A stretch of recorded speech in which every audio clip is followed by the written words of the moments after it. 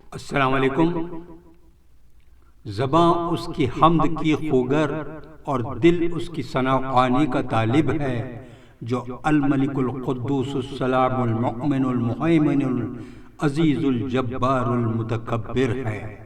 درود و سلام اس ذات اقدس و اطہر پر جو اشرف النبل، دانائے سبل، ختم الرسل، مولائے کل صلی اللہ علیہ وسلم پر۔ ثنا کروں تو سلیقہ نہیں بیاں کے لیے، جو چپ رہوں تو یہ ممکن نہیں زباں کے لیے۔ بارگاہ شہ بطحہ میں سلام، گر قبول افتد زہ شرف مدام۔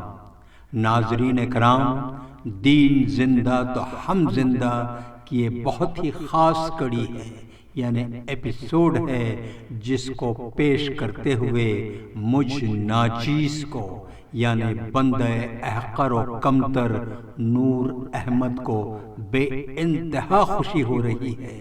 اس کی وجہ یہ ہے کہ تاریخ اسلام اور سیرت پاک کا یہ جو سلسلہ چلا آ رہا ہے، وہ ایک ایسے موڑ پر پہنچ رہا ہے جہاں روشنی ڈالی جائے گی رسول مقبول صلی اللہ علیہ وسلم کا مدینہ طیبہ میں شاندار استقبال۔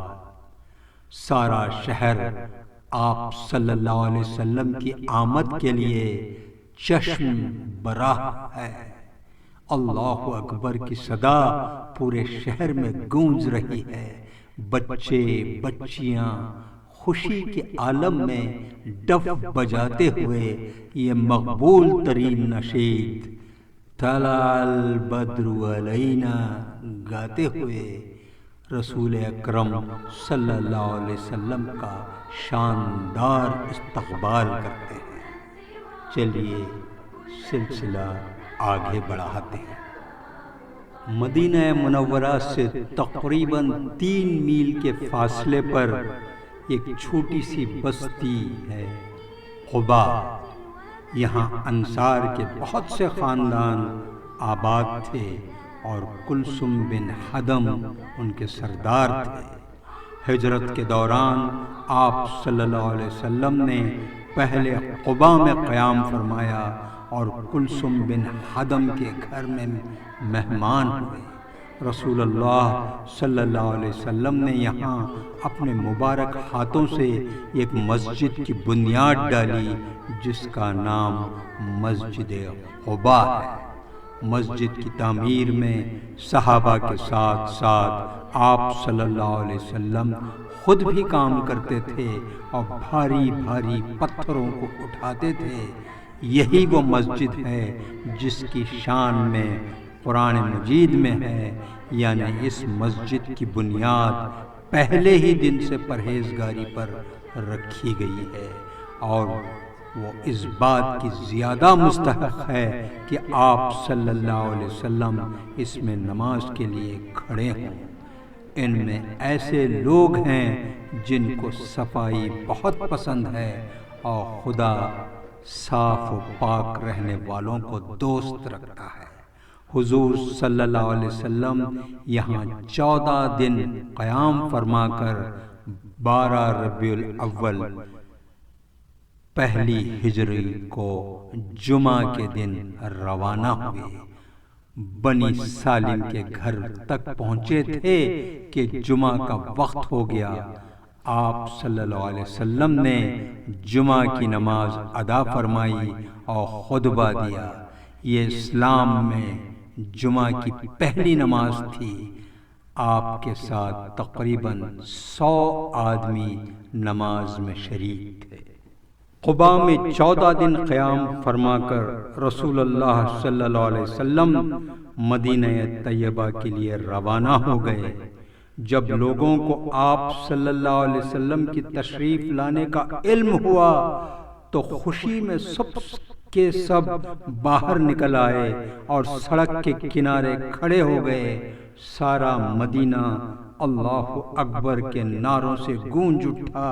انصار کی بچیاں خوشی کے عالم میں یہ اشعار پڑھنے لگے: طلع البدر علینا، طلع البدر علینا، رسول اللہ صلی اللہ علیہ وسلم کی آمد ایسی ہے گویا کہ وداع پہاڑی کی گھاٹیوں سے 14ویں کا چاند نکل آیا ہو، لہٰذا جب تک دنیا میں اللہ کا نام لینے والا باقی رہے گا ان کا شکر ہم پر واجب رہے گا۔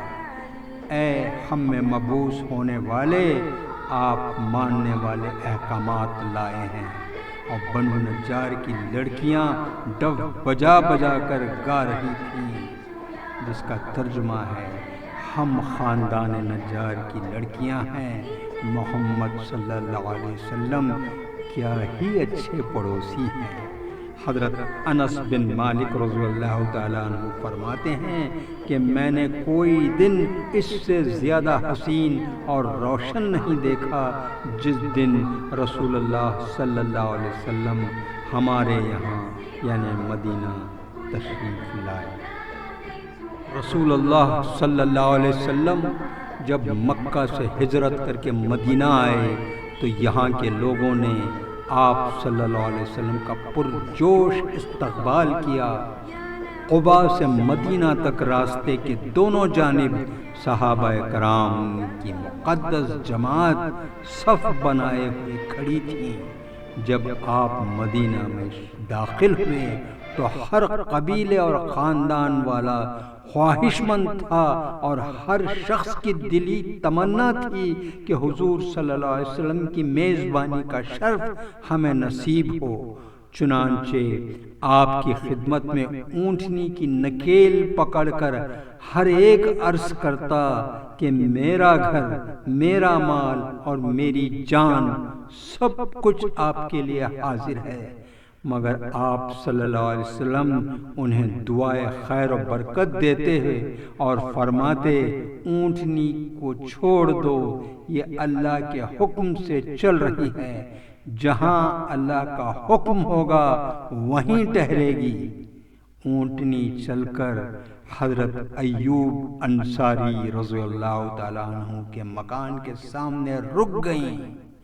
سیدنا ابو ایوب انصاری رضی اللہ تعالیٰ عنہ نے انتہائی خوشی و مسرت کے عالم میں کجاوا اٹھایا اور اپنے گھر لے گئے۔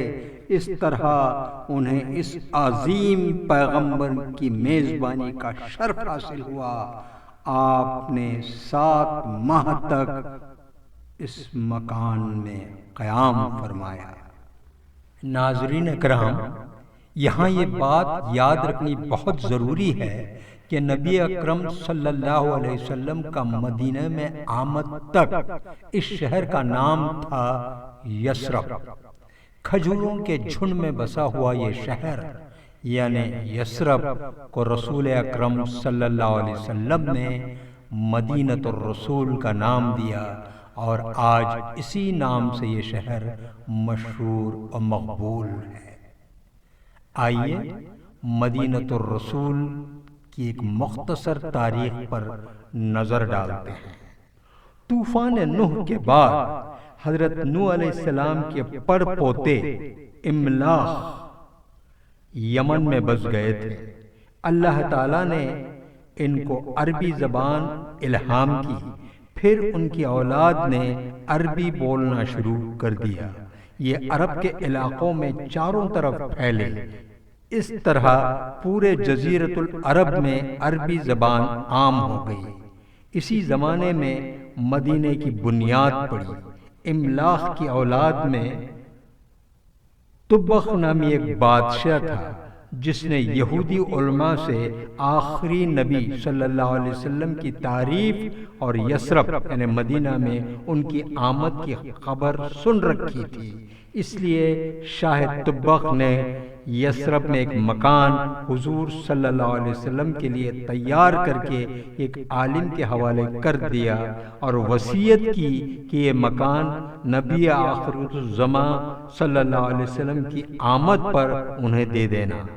اگر تم زندہ نہ رہو تو اپنی اولاد کو اس کی وصیت کر دینا۔ چنانچہ حضور صلی اللہ علیہ وسلم کی اونٹنی قصوہ حضرت ابو ایوب انصاری رضی اللہ تعالیٰ عنہ کے مکان پر رکی تھی۔ حضرت ایوب انصاری رضی اللہ تعالیٰ عنہ ان عالم ہی کی اولاد میں سے تھے جن کو شاہ تبق نے مکان حوالہ کیا تھا۔ ساتھ ہی شاہ تبق نے یہ خط بھی حضور صلی اللہ علیہ وسلم کے نام لکھا جس میں آپ صلی اللہ علیہ وسلم سے محبت، ایمان لانے اور زیارت کے شوق کو ظاہر کیا تھا۔ حضور صلی اللہ علیہ وسلم کی ہجرت کے بعد یثرب کا نام بدل کر مدینۃ الرسول یعنی رسول کا شہر رکھا گیا۔ ناظرین اکرام، آج کا یہ ایپیسوڈ اسی موڑ پر ختم ہوا چاہتا ہے۔ آپ سے گزارش ہے کہ اس چینل کو سبسکرائب کریں، دیکھیں، سنیں اور دوسروں تک بھی پہنچائیں اور ثواب دارین حاصل کریں، اور اس عزم کو یاد رکھیں، دین زندہ تو ہم زندہ۔ نور احمد کو اجازت دیجیے۔ فانوس بن کے جس کی حفاظت ہوا کرے، وہ شمع کیا بجھے جسے روشن خدا کرے۔ اللہ حافظ۔